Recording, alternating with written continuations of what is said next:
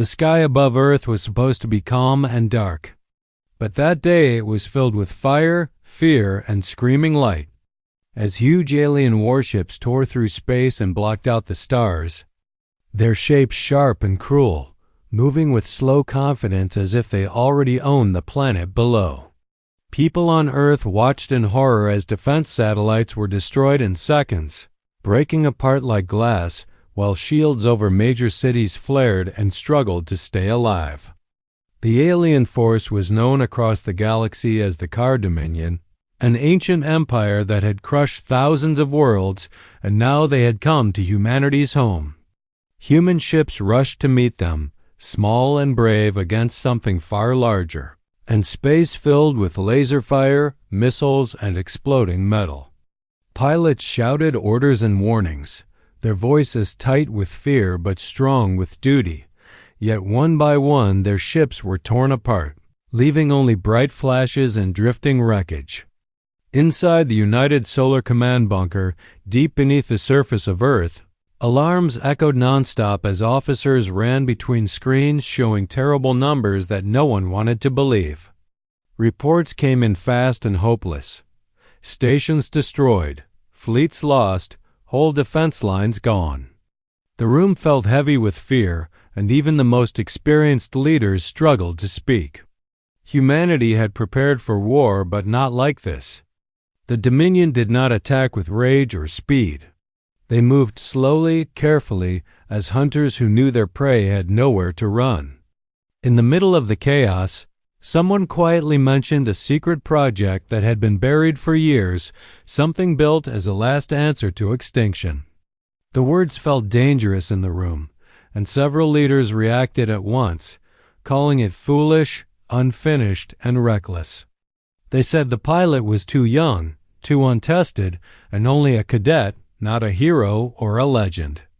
The argument ended quickly because no one truly believed there was time left for experiments.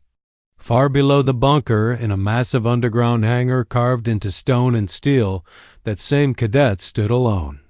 Her name was Mira Hale, and she looked nothing like a savior. She was small, tired, and still carried the fear of someone who had never expected the weight of the universe to fall on her shoulders. Around her stood the Aegis frame, a towering combat suit made from human science and alien metal taken from old battlefields, silent and dark like a sleeping giant. The machine had rejected every trained pilot and every artificial mind, burning them out or shutting down. Until one strange day when Mira had touched it during training and it had awakened for her, lights glowing softly as if it recognized her presence. The officers had called it luck, a mistake, something that did not matter anymore. Now, as Mira watched live images of Earth burning on a small screen, she felt something twist inside her chest. She thought of her family, her city, and the simple dream she once had of becoming a pilot, not a weapon. Orders came through the hangar speakers telling her to stay where she was and wait, but the words felt empty and far away. Outside, people were dying while leaders argued.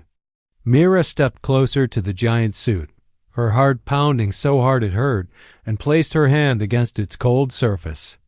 The Aegis frame responded instantly, lights flaring to life, systems unlocking, and the metal opening like it had been waiting for this moment. Fear rushed through her, but it was followed by something stronger, a quiet certainty that if she did nothing, there would be no tomorrow. She climbed inside, the suit closing around her as alarms tried to stop the launch, and for a brief moment she hesitated, knowing that once she moved forward, there would be no turning back. Above her, the battle raged on, human ships falling and alien forces pushing closer to Earth's surface. While deep underground, a dismissed cadet took her first true step into history. Not as a soldier following orders, but as a human choosing to stand when everything else was breaking. And as the hangar doors opened and the Aegis frame powered up, the future of humanity quietly changed. The moment Mira Hale and the Aegis frame entered orbit, the battle shifted in ways no one could have predicted. Human pilots, battered and exhausted from endless attacks, watched with disbelief as a single figure moved through the chaos like a force of nature, untouched by fear and guided by something beyond simple skill. The alien car Dominion commanders noticed her first, their sensors detecting energy levels far beyond anything they had encountered before. Confusion and rage spread through their ranks as they realized this was not a normal human vessel, not another desperate fighter. It was something different, alive, intelligent, unstoppable. Mira's movements were lightning fast and precise, each strike of the Aegis frame cutting through enemy ships with terrifying efficiency. Fighters exploded in bright flashes of orange and white, tearing apart as if they had been paper, while missiles bent away from her path, diverted by the unpredictable forces of the suit's alien technology. The frame itself seemed to think, reacting to dangers before Mira fully understood them, guiding her through space with a fluidity that made her look less like a pilot and more like a legend come to life. She felt every impact of enemy fire, every tremor of energy, and yet she did not falter. Pain ran through her body as systems began to overload, as the suit's shields flickered under heavy assault. But her determination pushed her forward, fueled by the knowledge that Earth depended on her alone. Human ships, inspired and shocked, began to rally around her. Small fleets that had lost hope now found courage, taking daring risks and making reckless attacks that somehow worked against the superior Dominion forces. But the enemy adapted quickly, as they always did, bringing a massive dreadnought into the fight, a ship so large that it blocked stars behind it and radiated a sense of doom. Its main weapon, a beam capable of shattering entire planets, began to charge, and the human fleet panicked, retreating in waves, unable to hope against such overwhelming firepower. Mira watched the energy build, the bright core threatening to strike and destroy everything she loved. She knew there was no time for hesitation. With a scream that seemed to echo through the void, she pushed the Aegis frame to its absolute limits, ignoring system warnings and the voice of logic that whispered caution. She dove directly toward the dreadnought, weaving through enemy fire that would have destroyed any ordinary ship, letting the suit carry her like an extension of her own body. Every impact made her bones ache. Every strike burned her skin and blurred her vision, but she held on, gripping the controls with every ounce of will she had. In that moment, she was not a cadet, not a soldier. Not even fully human, she was the final weapon. The embodiment of human courage and determination. A single spark capable of igniting hope in the darkest hour. When she reached the dreadnought, she struck at its core with the frame's massive gravity blade, a weapon designed to crush and tear through alien alloys. And she unleashed every stored energy pulse she could channel, knowing that it would destroy her as much as it would destroy the enemy. The ship shuddered, twisted, and folded in on itself like a dying star, collapsing in an explosion that rocked space and sent shockwaves through the Dominion fleet. For the first time, the alien commanders felt fear, the kind that humans often felt, sharp and raw, and utterly unfamiliar to them. Mira drifted afterward, the frame smoking and broken, systems offline, her own body battered and weak from the extreme stress of the battle. The human fleet watched in awe and horror, realizing what had just happened. One cadet, dismissed and underestimated, had destroyed the greatest ship in the Dominion Armada, a ship that alone could have ended humanity. But even as victory glimmered on the edge of hope, Mira did not move, and no one could reach her through the silence of space. It seemed as if the last weapon had given everything and paid the price in full, leaving behind a broken frame and a stunned human fleet facing an enemy that still outnumbered them. Yet, in that stillness, there was a spark of something else: inspiration, courage, and the knowledge that humans could fight back even when the odds seemed impossible. Mira's actions had changed the battlefield, altered the psychology of friend and foe alike, and proved that strategy, bravery, and human intuition could rival even the most ancient and powerful alien technology. The Car Dominion, shaken and uncertain for the first time in centuries, paused to reconsider, realizing that humans were not the weak, primitive species they had assumed.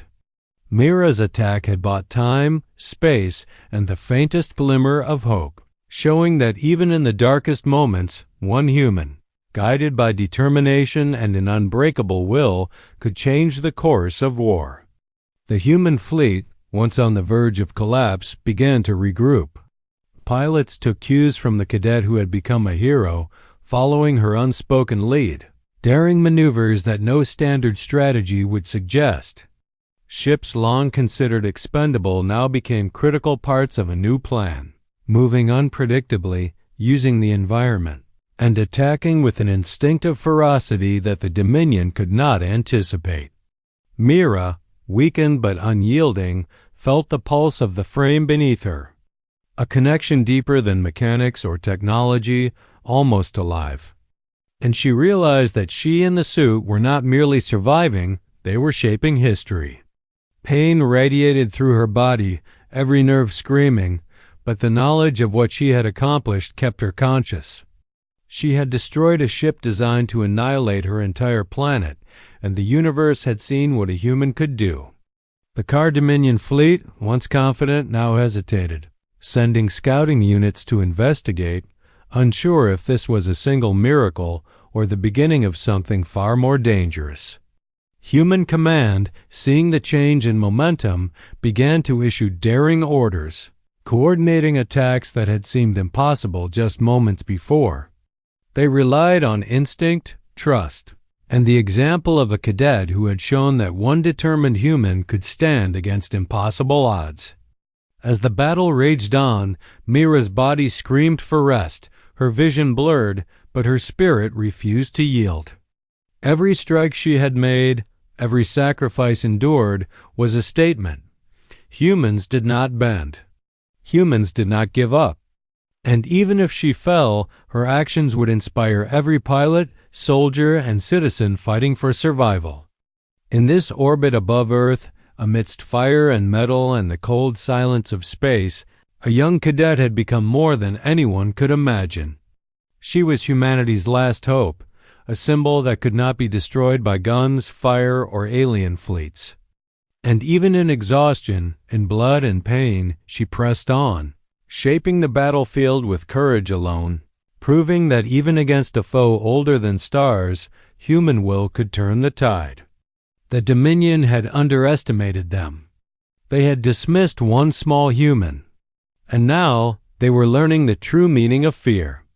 Mira Hale, fragile, human, but unstoppable in spirit, carried the weight of her species on her shoulders, fighting not just for victory, but for survival, for hope, and for the very soul of humanity, a soul that would not be broken no matter the odds. The Dominion fleet, shaken by the destruction of their dreadnought, regrouped to strike at Earth one final time, their massive ships blotting out the stars like a dark cloud of doom, but the human forces, inspired by the courage of a single cadet, refused to yield. Mira Hale, barely conscious inside the damaged Aegis frame, felt her body trembling, her bones aching, her vision fading, yet something inside her would not allow her to stop. She was more than a pilot now, she was a symbol, a living embodiment of humanity's determination to survive. The human fleet, once disorganized and fearful, began to rally around her, following the unspoken leadership of someone who had dared the impossible, moving their ships in unpredictable patterns that the Dominion could not anticipate, striking weak points and sacrificing vessels to buy precious seconds. The cadets, the pilots, even seasoned commanders who had doubted her, now found courage in her example, coordinating attacks with a daring brilliance that no standard plan could dictate. Mira, feeling the suit's pulse beneath her, pushed it beyond its limits once more, not for glory, not for herself, but for every life on Earth, every city that still stood, and every hope that remained. The Dominion sensed the change, confusion rippling through their ranks, their calculated control shaken by the raw unpredictability of human instinct and spirit. They had never encountered beings who could adapt so rapidly, fight with such determination, or risk everything without hesitation. Amidst the chaos, the human ships coordinated a bold, almost desperate strategy. They would strike at the Dominion command ship directly, risking annihilation to disrupt the enemy's chain of command. Mira knew this was the only way, and with painstaking effort, she guided the crippled Aegis frame through a hail of fire, debris, and enemy fighters, each movement a blend of instinct, skill, and sheer willpower. Her body screamed in protest, blood running down her side from injuries the suit could no longer shield, but she pressed on. Every strike against the Dominion a declaration that humanity would not bow, would not surrender. As she approached the alien command vessel, she fought through guards, massive and alien, each encounter a brutal test of endurance and strategy. When weapons failed or enemies overwhelmed her, she relied on her fists, on the suit's residual power, and on human ingenuity to continue forward. The overlord of the Dominion, ancient and terrifying, confronted her personally. Exuding an aura of superiority and menace, yet Mira stood, shaking but unbroken, and faced it with the courage of every human who had fallen or fought before her. The alien sneered, dismissing her as weak, as fragile. But she smiled through the pain, understanding a truth that the overlord could not grasp. Humanity's strength was not in technology or numbers alone, but in the spirit that refused to break, in the will that defied despair. Using the last functioning systems of the Aegis frame, she activated a protocol not to destroy, but to unite a signal that reached every human ship, station, and fleet, transmitting a message of coordination, strength, and defiance across the battlefield. The human forces, now connected by this shared command and inspiration, struck with unprecedented coordination, using daring maneuvers, combined attacks, and reckless bravery to overwhelm the Dominion in key points, disrupting their formations and leaving gaps for critical strikes. The Dominion fleet, massive and powerful, could not adapt quickly enough to the sudden human precision, and slowly, imperceptibly at first, began to falter. Mira's own body, battered to the edge of collapse, continued to guide and inspire, her presence a spark that lit the courage of thousands of humans around her. Every risk she took, every strike she made, reminded the fleet that the enemy could be challenged, that even the mightiest force in the galaxy could be confronted by humans who refused to die quietly. The final confrontation with the Overlord was not merely physical. It was a clash of wills, of species, of the belief that one life could influence the fate of billions. Mira, bleeding and exhausted, knew she might not survive, but she acted with perfect clarity, using the remaining strength of the frame to hold the Overlord off while the fleet carried out the decisive attacks. A combination of courage, strategy, and sheer human unpredictability that no alien could anticipate. The battle raged in a storm of fire, energy, and metal, yet amid the chaos, a pattern emerged. Human determination, inspired by a single cadet, proved stronger than the Dominion's centuries of experience and technology. Slowly, the alien forces began to retreat, confusion and fear spreading among their ranks as the human fleet pushed forward, unwilling to let the opportunity slip. Mira's body finally collapsed within the suit, systems shutting down, her consciousness fading. But the mission was complete. The Dominion had been forced to retreat. Earth had survived, and humanity had proven its resilience beyond any doubt. Even as the Aegis frame lay broken and silent, the effect of Mira's actions rippled through the human forces. Her courage had unified them, inspired them, and turned a hopeless fight into a legendary victory. Across Earth and the solar system, survivors celebrated, mourned, and remembered. Not just the ships that had fallen, but the cadet who had stood when all others hesitated, whose will had carried humanity through the darkest hour. Statues would not be needed, for her story became living history, told in schools, in space academies, and whispered among pilots. A reminder that one determined human, no matter how small or underestimated, could alter the fate of an entire species. The Car Dominion, now aware that humans were not weak, would carry the memory of that day into their empire, a lesson etched with fear. Never underestimate the human spirit, never assume that youth or size equals weakness, and never dismiss a being who chooses to stand when everything seems lost. Mira Hale, a simple cadet moments before the war, had become the ultimate symbol of humanity's courage, ingenuity, and resilience. Though her body could no longer move, her influence endured in every human action that day, in every coordinated attack, in every life saved, and in every heart that refused to surrender.